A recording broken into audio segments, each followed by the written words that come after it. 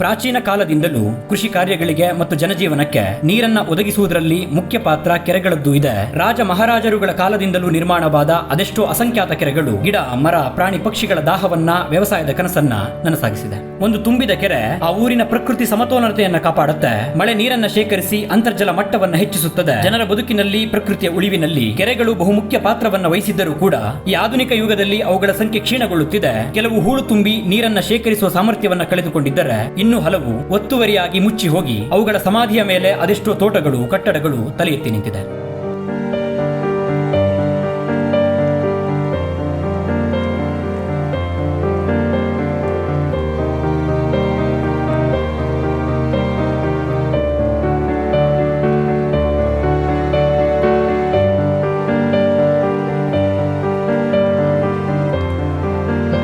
ಕೃಷಿಲಿ ಅಥವಾ ರೈತರ ಬದುಕಲ್ಲಿ ಅಥವಾ ಜನಜೀವನದಲ್ಲಿ ಹಾಗೆ ಅಂತರ್ಜಲ ಮಟ್ಟವನ್ನು ಹೆಚ್ಚಿಸೋದ್ರಲ್ಲಿ ಒಂದು ಪರಿಸರದ ಸಮತೋಲನತೆಯನ್ನು ಕಾಪಾಡೋದ್ರಲ್ಲಿ ಅಥವಾ ನೀರಿನ ಒಂದು ಮೂಲವನ್ನು ವೃದ್ಧಿಸೋದ್ರಲ್ಲಿ ಕೆರೆಗಳು ಮುಖ್ಯ ಪಾತ್ರವನ್ನು ವಹಿಸ್ತವೆ.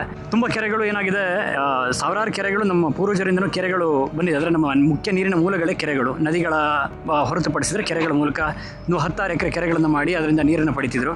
ಬಟ್ ಇತ್ತೀಚೆಗೆ ಏನಾಗಿದೆ, ಕೆರೆಗಳು ವರ್ಷಾನುಗಟ್ಟಲೆ ಅದನ್ನ ಹೂಳೆತ್ತದೆ ಈ ಥರದ್ದು ಆಗದೆ ಕೆರೆಗಳು ನಶಿಸಿ ಹೋಗ್ತಾ ಇದ್ದಾವೆ. ಧರ್ಮಸ್ಥಳದ ಇದೊಂದು ಗ್ರಾಮಾಭಿವೃದ್ಧಿ ಯೋಜನೆ ಅಡಿಯಲ್ಲಿ ಇದೊಂದು ಕೆರೆಗಳನ್ನು ಅಭಿವೃದ್ಧಿಗೊಳಿಸೋ ಒಂದು ಕೆಲಸವನ್ನು ಮಾಡ್ತಾರೆ. ಇದು ಬಹುಶಃ ಒಂದು 12 ಎಕರೆಯ ವಿಸ್ತೀರ್ಣದಲ್ಲಿರೋ ಒಂದು ಕೆರೆ.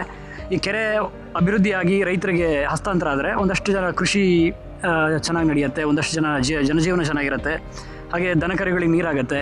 ಮುಖ್ಯವಾಗಿ ನೀರಿಗಾಗಿ ಅದೆಷ್ಟೇ ಆಧುನಿಕ ತಂತ್ರಜ್ಞಾನದ ಮೊರೆ ಹೋದರೂ ಕೂಡ ಅನಾದಿ ಕಾಲದಿಂದಲೂ ನೀರಿನ ಮುಖ್ಯ ಮೂಲಗಳಾಗಿರೋ ಈ ಕೆರೆಗಳ ಉಳಿವಿಗೆ ಶ್ರಮಿಸುವ ಅವಶ್ಯಕತೆ ಇದೆ. ಆ ನಿಟ್ಟಿನಲ್ಲಿ ಧರ್ಮಸ್ಥಳದ ಕಡೆಯಿಂದ ಕರ್ನಾಟಕದಾದ್ಯಂತ ಕೆರೆಗಳ ಪುನಶ್ಚೇತನ ಕಾರ್ಯಕ್ರಮ ನಡೆಯುತ್ತಿದೆ. ಈ ಯೋಜನೆಯ ಅಡಿಯಲ್ಲಿ 1000ದಷ್ಟು ಕೆರೆಗಳ ಹೂಳೆತ್ತಿ ಅಭಿವೃದ್ಧಿಗೊಳಿಸುವ ಕಾರ್ಯವಾಗಿದೆ. ಚಿಕ್ಕಮಗಳೂರು ಮತ್ತು ಶಿವಮೊಗ್ಗ ಜಿಲ್ಲೆಗಳಲ್ಲಿ ಈ ಯೋಜನೆಯಿಂದ ಪುನಶ್ಚೇತನವಾದ ಕೆಲವು ಕೆರೆಗಳಿಗೆ ನಾನು ಭೇಟಿ ಕೊಟ್ಟು ಅಲ್ಲಿಯ ಅಭಿವೃದ್ಧಿ ಕಾರ್ಯಗಳನ್ನು ಕಾಣುತ್ತಾ ಅವುಗಳಿಂದ ಉಪಯೋಗ ಪಡೆದ ರೈತರನ್ನ ಮಾತನಾಡಿಸುತ್ತಾ ಬರುವಾಗ ಊರಿಗೆ ಒಂದು ಸಮೃದ್ಧ ಕೆರೆ ಎಷ್ಟು ಅವಶ್ಯಕತೆ ಎನ್ನುವುದು ಅರ್ಥವಾಗಿತ್ತು. ವರ್ಷಗಳಿಂದ ಪಾಳು ಬಿದ್ದಿದ್ದ ಕೆರೆಗಳು ಈ ಯೋಜನೆಯಿಂದ ಮರಳಿ ಜೀವ ಪಡೆದು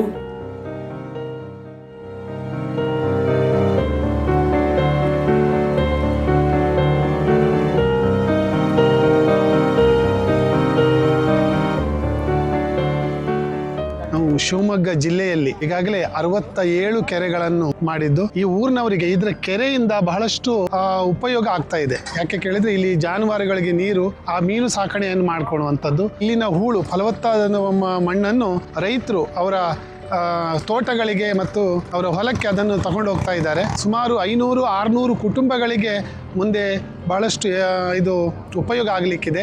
ಆದರೂ ಕೆರೆ ಅಭಿವೃದ್ಧಿಯಿಂದ ನೀರು, ಬೋರು, ಊರಿನ ಅವಿ ಕವಿ ಹಕ್ಕಿ ಪಕ್ಷಿಗಳು ಒಟ್ಟು ಎಲ್ಲ ಅಭಿವೃದ್ಧಿ ಕಾರ್ಯಕ್ರಮಗಳನ್ನು ಭಾರಿ ನೀಟಾಗಿದೆ.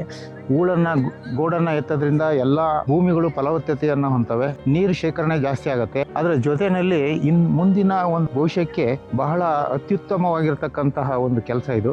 ಸುಮಾರು ಕಡಿಮೆ ಅಂತಂದ್ರೆ ಒಂದು 3-4 ಕಿಲೋಮೀಟರ್ ಸುತ್ತಳತೆಯಲ್ಲಿ ಇರತಕ್ಕಂತಹ ಕೊಳವೆ ಬಾವಿಗಳು ಏನದಾವೆ ನಮ್ಮ ಭಾಗದಲ್ಲೆಲ್ಲ ನೀರು ಸರಿಯಾಗಿ ಬರ್ತಾ ಇಲ್ಲ. ಈ ಕೆರೆಯಲ್ಲಿ ನೀರಿನ ಶೇಖರಣೆ ಜಾಸ್ತಿ ಆಯ್ತು ಅಂತಂದ್ರೆ ನಮ್ಮ ಸುತ್ತ ಇರತಕ್ಕಂಥ ಸುಮಾರು ಒಂದು 3 ಕಿಲೋಮೀಟರ್ ದೂರದಲ್ಲಿ ಇರ್ತಕ್ಕಂಥ ಎಲ್ಲ ಕೊಳವೆ ಬಾವಿಗಳು ಮತ್ತೆ ರೀಚಾರ್ಜ್ ಆಗ್ತವೆ.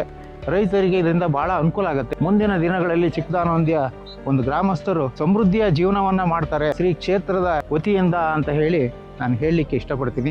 ಈ ಕೆರೆಯಿಂದ ನಮಗೆ ಬಹಳ ಅನುಕೂಲ ಇದೆ. ನಮ್ಮ ರೈತರಿಗೆಲ್ಲ ತುಂಬಾ ಅನುಕೂಲ ಇದೆ. ಮಹಿಳೆಯರು ಹೆಚ್ಚಾಗಿ ಬಟ್ಟೆ ತೊಳೆಯೋದು, ಪ್ರತಿ ಒಂದು ಕೆಲಸಗಳು, ದನ ಕರುಗಳಿಗೆ ಎಲ್ಲದರಲ್ಲೂ ಈ ಕೆರೆಯಿಂದ ತುಂಬಾ ನಮಗೆ ಉಪಯೋಗ ಇತ್ತು. ಈಗ ನೀರಿನ ಅಭಾವ ಆಗಿದೆ. ಈ ಕೆಲಸ ಮಾಡಿದ್ಮೇಲೆ ಏನಾದರೂ ನಮ್ಮೂರಿಗೆ ಒಂದು ನೀರಿನ ಉಳಿತಾಯ ಆಗ್ಬೋದೇನೋ ಅಂತ ನಾವು ತಿಳ್ಕೊಂಡು ಎಲ್ಲ ನಮ್ಮೂರ ಅಣ್ಣ ತಮ್ಮಂದ್ರು ಎಲ್ಲರೂ ಸೇರ್ಕೊಂಡು, ಅಕ್ಕ ತಂಗಿಯರು ಎಲ್ಲರೂ ತುಂಬಾ ಹೊಂದಾಣಿಕೆಯಿಂದ ಮಾಡ್ತಾ ಇದೀವಿ. ಪ್ರಾಣಿ ಪಕ್ಷಿಗಳಿಗೂ ಎಲ್ಲ ದನ ಕರುಗಳು ತುಂಬಾ ಇದಾವೆ ನಮ್ಮೂರಲ್ಲಿ. ಈ ಕೆರೆ ಕೆಲಸದಿಂದ ನೀರು ಮುಂದೆ ಸಂಗ್ರಹಣೆ ಆಗೋದ್ರಿಂದ ನಮ್ಗೆ ಅನುಕೂಲ ಆಗುತ್ತೆ ಅಂತ ತಿಳ್ಕೊಂಡು ನಾವೆಲ್ಲ ಹೊಂದಾಣಿಕೆಯಿಂದ ನಮ್ಮೂರು ನಮ್ಮ ಕೆರೆ ಎಂಬ ವೀರೇಂದ್ರ ಹೆಗ್ಗಡೆಯವರ ಯೋಜನೆಯಿಂದ ನಡೆದಿರುವ ಸಹಸ್ರ ಕೆರೆಗಳ ಶುದ್ಧೀಕರಣದ ಉಪಯೋಗವನ್ನ 4 ಲಕ್ಷಕ್ಕೂ ಅಧಿಕ ಕುಟುಂಬಗಳು ಪಡೆದುಕೊಂಡಿವೆ. 106 ಎಕರೆ ಕೃಷಿ ಭೂಮಿಗಳು ಹಸಿರಾಗಿದೆ. ಸಮೃದ್ಧ ಕೆರೆಯೊಂದು ತಾನು ನೀರನ್ನ ನೀಡುವುದು ಮಾತ್ರವಲ್ಲದೆ ಸುತ್ತಮುತ್ತಲಿರುವ ಬಾವಿಗಳಿಗೆ, ಕೊಳವೆ ಬಾವಿಗಳಿಗೆ ಜಲ ಮರುಪೂರ್ಣಗೊಳಿಸುತ್ತದೆ. ಈ ರೀತಿಯ ಯೋಜನೆಗಳು, ಕೆರೆ ಪುನಶ್ಚೇತನದ ಕೆಲಸಗಳು ಹೆಚ್ಚಾದರೆ ನೀರಾವರಿಯ ಸಮಸ್ಯೆಗಳನ್ನು ಸುಧಾರಿಸಬಹುದು. ಅನಾದಿ ಕಾಲದಿಂದಲೂ ರೈತ ಗಿಡ ಮರ ಪ್ರಾಣಿ ಪಕ್ಷಿಗಳ ಬದುಕಿನ ಅವಿಭಾಜ್ಯ ಅಂಗವಾಗಿರೋ ಕೆರೆಗಳನ್ನ ಕಾಪಾಡಿಕೊಳ್ಳಬಹುದು.